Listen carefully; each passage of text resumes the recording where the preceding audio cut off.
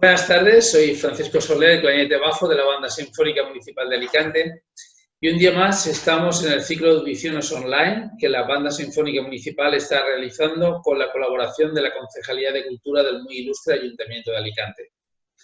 En el programa de hoy tenemos el placer de contar con la presencia de un gran compositor y amigo, el maestro JOHAN de MEIJ, compositor, director, trombonista y bombardinista holandés afincado en Nueva York.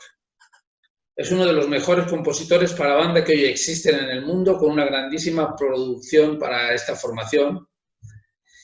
Y la obra que escucharemos al final del programa será su segunda sinfonía, de Big Apple, que fue interpretada por la Banda Sinfónica Municipal el pasado 6 de marzo en la Sala Sinfónica del ADA Concert Hall de Alicante. Good afternoon, maestro. Hola, how are you, Jose? Thank you for inviting me to your program. Okay, because now it's 2 p.m. in New York, more or less. Therefore, it's 8 p.m. in Spain. Yeah, we are 6 hours behind you, so it's still day, but... First, before starting the interview, I'd like to thank you for agreeing to do this interview.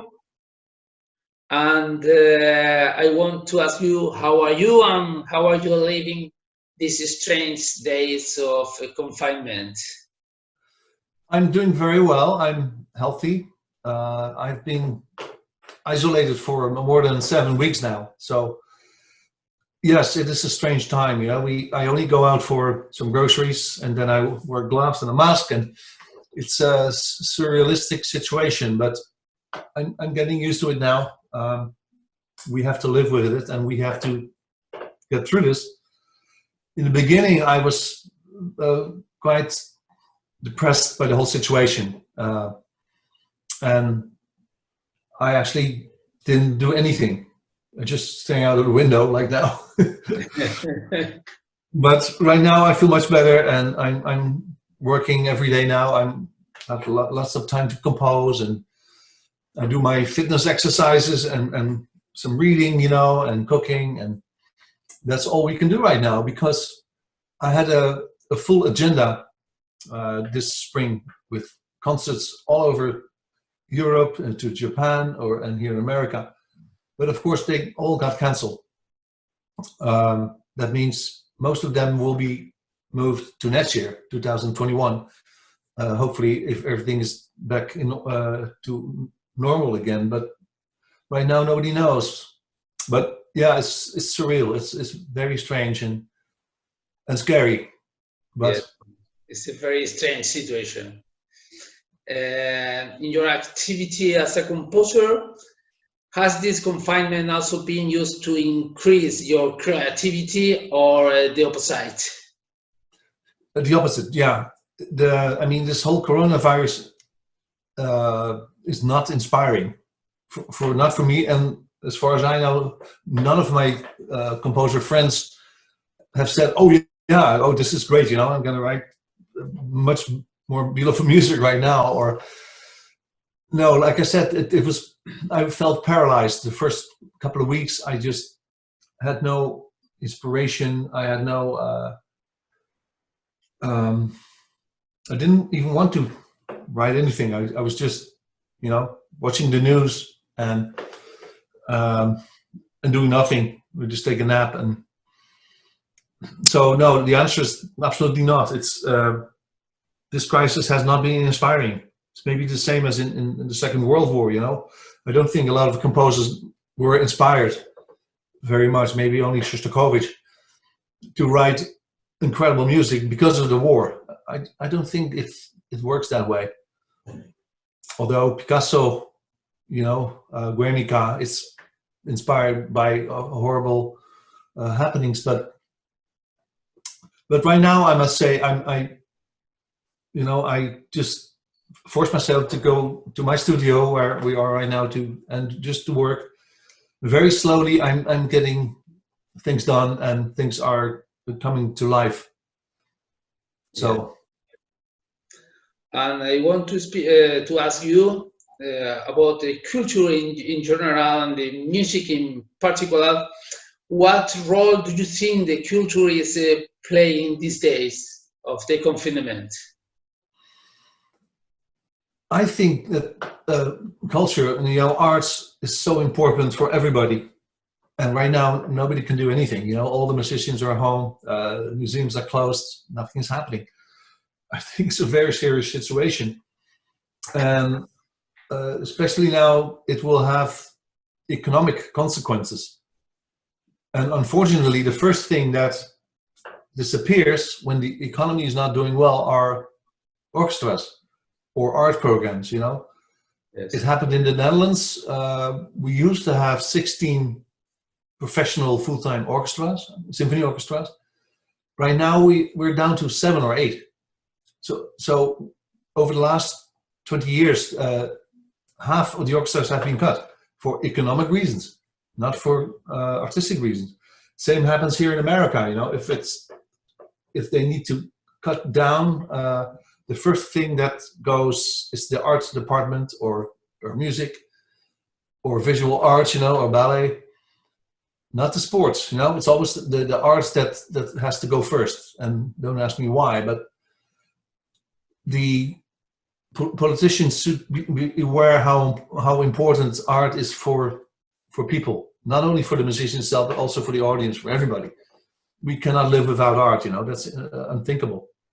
So I'm worried what this is going to do to the art world in general, not only in the US or at home, but globally. Yes, so I think it's a very big problem now. And we are a musician who live life from making live music. So do you think we have to reinvent the way of making music while we are living with COVID-19? Because we don't know when stopped COVID-19. No. Nobody knows, but I don't think, a lot of people are doing what we're doing now, the Zoom, and then with 30 or 40 players, they all play at the same time. It's charming, but it's not the real thing. I think we just have to wait until we can come back to normal life again, that we don't have to sit 6 feet apart, or 1.5 meters, but I don't know what the rule in Spain is. Because it's impossible. Think of a symphony orchestra on stage in the choir, and doing Beethoven 9. It's impossible. You can't do it. They have to stand so far apart. And you need a big choir. Yes. So I don't think there's much we can do right now when we are all isolated and sitting at home behind our computers. I mean, I've seen some very moving and clever ways of making music together. But it's still everybody from his own home, behind his computer, in his living room or studio. And that's not for me, the real thing is to sit on the podium, and to get the excitement and with an audience behind you. And that's inspiring. Sitting in an empty room by yourself is not inspiring at all. Yes, so my answer is we just have to be patient, and hopefully by October, November, we will be able to slowly go back to normal life. And let's hope that there will not be a second wave of the infection, which is very realistic. So I'm optimistic that we should all be freed from this invisible enemy in a half a year or something. That's my hope, my desire. And mine, but I'm not sure that. No, nobody knows. Nobody knows. We are optimistic in this. Now, focusing a little more on your figure as a composer, I would like you to tell us a little about your projects. What could not be done due to COVID-19, and what future project do you have? Let's see. All the concerts that were planned were with existing material, so there was no premiere or a first performance cancelled. The last first performance I had was in January.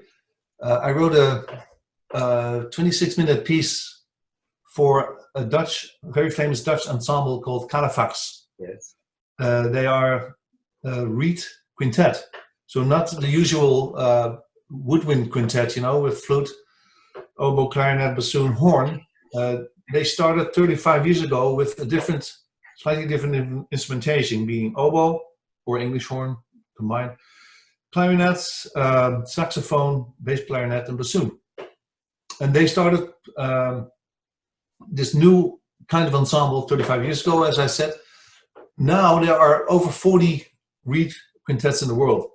I know there's one in Spain, in Barcelona. Yes, in Barcelona. With some players of the Banda Municipal. And I wrote a piece for them, which was premiered last January with the Dutch Marine Band. But it has a Spanish title. It's called Un Momento Dado. And you may have remember, it's one of the quotes by famous Dutch soccer player Johan Cruyff, who lived in Spain for a while, and he actually spoke very good Spanish in the beginning, but in the beginning not so well. So I think it was at a press conference where he said, and a momento dado, he was trying to say at a given moment, at a certain moment, and people were sort of giggling about it, but that it became a famous quote of Cruyff. And why did I give him this name to the piece? It's actually a coincidence, because when Alban Wesley, that's the bassoon player of the quintet, when he contacted me in 2017, if I wanted to write a piece, I was sitting at home and I had a ski accident, so I had a broken leg. So I was sitting with my foot up, you know, in a big boot and like a plaster. And comparable to now, I just could sit at home and write. So when he called, I said, well, and I said in Dutch, ieder nadeel heeft zijn voordeel, which means every downside has its upside. So I said, every downside, broken leg, has its upside. I have a lot of time now. So yeah, I can start thinking about a piece. Mm-hmm. Then after our conversation, or at the end of our conversation, I said to Alban, you know what? I think I already have a title. He said, what do you mean? He said, well, how about Un Momento Dado? Oh, and I have to tell you, when I said that, when I said, ieder nadeel heeft zijn voordeel, he laughed, because that's, you know, it's Johan Cruyff. I can show you right here. It's even the name of the documentary. This is about him being player and trainer of Barcelona. A little higher, can you see it? So anyway, I'm from Amsterdam and Alban was also from Amsterdam. So we started in our conversation, oh my God, Johan Cruyff, you know, great player and blah, blah, blah. We talked about Ajax, and at least 20 minutes we were just talking about Johan Cruyff. And then, oh yeah, let's go back to the commission. And then I said, you know what, maybe I should call it Un Momento Dado, and just, sure, why not? So I started with a title, and then I had no notes yet, no musical notes. The theme, actually, the music has nothing to do with Johan Cruyff or soccer, nothing. The theme I made out of the name Calefax, C-A-L-E-F-A-X.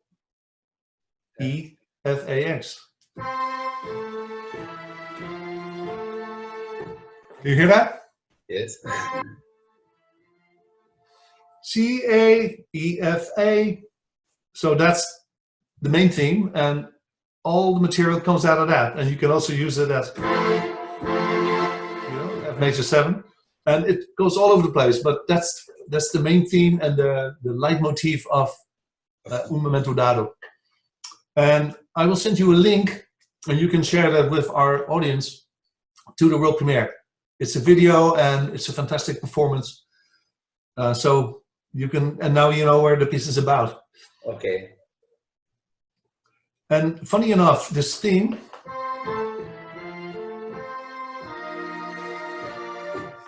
comes back in other music. You know what this is, huh?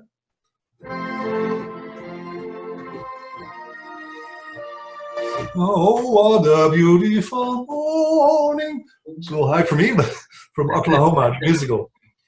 And I also, can I play it?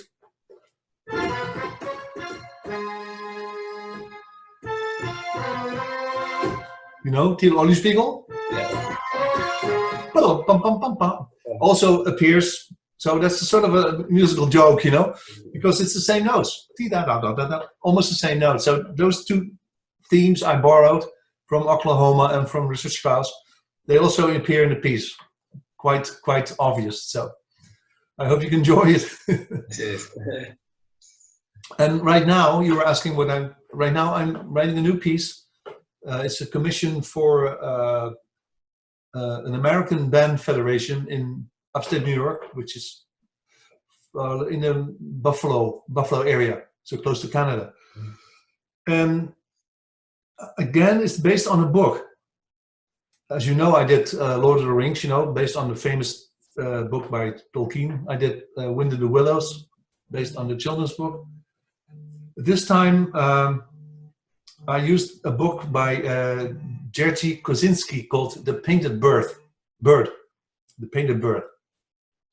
And it's not a pleasant book. It's about a little Polish boy growing up during World War II in Poland.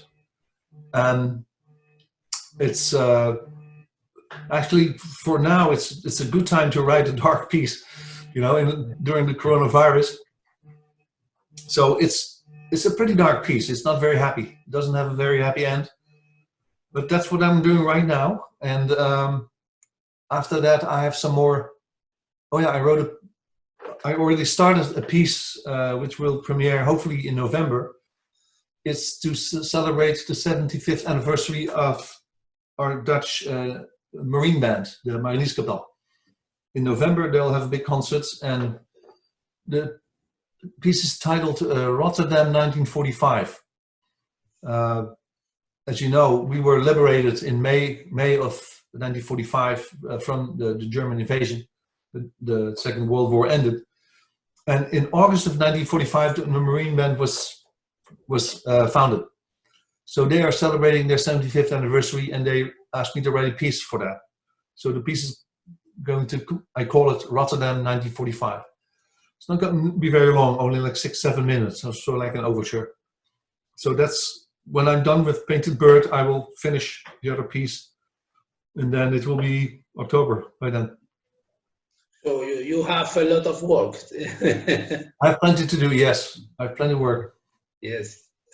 And to end this interview, I would like you to tell us a little bit about the work that the Municipal Symphonic Band performed on March 6th, the second symphony, The Big Apple, which will be broadcast at the end of our program today. Okay. Yeah, when I started working on The Big Apple, I was not thinking of Symphony No. 2. Again, I was working on a commission. This was 1992, so it's already 18 years ago. No, wait a minute. 28 years ago, my God. Yeah, 1992, I started writing it. It was premiered in 1993. It was a commission from the United States Air Force Band. And the idea was just a short opening piece, like 4 or 5 minutes, boom, that's it. So my initial idea was to write a piece called The Big Apple Overture, or Overture, The Big Apple, boom. Something in the style of Leonard Bernstein, the Candide Overture, short, happy, fast, energetic, lots of notes. But when I started thinking about it, and when I had my material, I thought, wait a minute, this is a pity. I can do so much more with the theme, with also with minimalistic influences, especially in the second movement. It's very minimalistic. And in that time, I played in a group as a trombone player called De Volharding, which means the perseverance. It's a Dutch group, doesn't exist anymore, but I played there for 20 years, from 1988 to 2008. And we played a lot of minimal music. It was founded actually by Louis Andriessen, who's one of the most influential composers in the Netherlands right now. And he started as a minimalist with his work De Staat and De Volharding and Workers' Union. And he also was influenced by the minimalists like Philip Glass or Steve Reich or John Adams. So in that time, I was fascinated by minimalistic influences and patterns. So I started to make the piece not 5 minutes, but 38 altogether. And of course, I didn't get more money than I was promised for the 5 minutes, but I didn't care at all. I just wanted to write it. And halfway, I called the conductor, Alan Bonner, I said, do you mind if I make it into a symphony? He says, no, it's great, go ahead. Love it. So, and they premiered it in Hawaii, actually, in '93. And then the Dutch premiere came with the Amsterdam Wind Orchestra. And then it started to get played all over the world. Another interesting thing about it is that in between, there are only 2 movements. Movement 1, Skyline, and movement 2, Gotham. Gotham is sort of the nickname of New York. Like we say Mokum for Amsterdam, they say Gotham for New York. Yes. I don't know why, but it's just the nickname. And but I didn't want any silence between the 2 movements. You know, there's normally in normal New York, not right now, but in normal Manhattan, there's always traffic going on, busy every night. You know, New York never sleeps. It's a 24/7 economy, a 24/7 society. So I came up with the idea to, in between the 2 movements, to paste a sound sample with sounds from New York. So I made a special trip to New York with a recorder, and I recorded everywhere, in the subway, from my hotel room, on the Williamsburg Bridge, Times Square. I still have a photo where I'm standing on Times Square. And funny enough, I'm standing right in front of 7th Avenue. And if you go like 2 kilometers, I have an apartment there now. But of course, I didn't know. 27 years ago, I had no idea that I would ever marry an American woman and start living in New York since 2008 now. So that's sort of a coincidence. Anyway, I designed that sound sample, and it already starts during the first movement, and it sort of overlaps. It cements the 2 movements together. And that was my whole idea. So it actually becomes one piece. There's no silence, there's no rest. There's always something going on in New York, and same in the music. So and you can speak about you told that this piece is totally different than the first symphony. Yes, completely. I mean, Symphony number 1, the Señor de los Anillos, I should say, was my very first piece. That's the very first thing I wrote for wind orchestra. Because you have a lot of connection with the first symphony and the 5th symphony, planet, but the connection of the second symphony is not. Yeah, so I started my career as a composer with Symphony number 1. It was my first piece that came out, and that was quite a sensation because, you know, who writes a 45-minute piece? You know, in the 80s. There were not so many symphonies then, and right now we have a lot, which is fantastic. We are still building a repertoire, but Lord of the Rings was my first piece, and it became a huge success. But also because of the book, you know, everybody now, especially with the film, everybody now knows the Lord of the Rings. So 30 years later, I was asked to write another piece about Tolkien, and I thought, well, I'm not going to do Lord of the Rings number 2. I named it Return to Middle Earth. As you know, Middle Earth is where all everything takes place. So the Symphony number 5 is quite different than 1. It has a big choir. It has a soprano solo, 6 movements, and it has almost nothing to do with Symphony number 1. Just the fact that it's both based on Tolkien. Then Symphony number 2. Like we described, minimalistic, very different, more contemporary. Symphony number 3 is Planet Earth, which is also quite different. We now have a movie, actually, that can be performed together with the music. I've done it a couple of times now, and it's sensational. That was produced by my wife. So the conductor has to follow the screen, has to follow the movie. But it all fits, and there's a female choir, which was new then. I've never written for voices before. Symphony number 4 has also a mezzo-soprano solo, children's choir, but it's much more a song cycle, like Gustav Mahler which writes the songs of the Wayfarer or King the Totenlieder. That's very much Mahler-ish. And then number 5 again is back to where it all started, back to Middle Earth, Return to Middle Earth. Symbolic, I named it that because of the 30th anniversary then of Lord of the Rings. Yes. I have no plans for symphony number 6 yet, but I have no idea, but it will come. I really want to keep writing symphonies and large-scale works for sure. Okay. You have some idea for the 6th symphony or not? No, not yet, no. If you have one, please let me know. Okay. Thank you very much for your participation in this series of programs, an interview that the Municipal Symphonic Band is conducting. And we wish you have the greatest possible success in the future. Inviting you to come to Alicante and meet the Municipal Symphonic Band personally. I would be honored, and I think we can have a lot of fun and make beautiful music together. Thank you very much. Seguidamente les dejamos a todos ustedes con la segunda sinfonía de Johan de Meij, The Big Apple, y la Banda Sinfónica Municipal de Alicante. Muchas gracias y nos vemos de nuevo muy pronto. Gracias, adiós. Hasta pronto.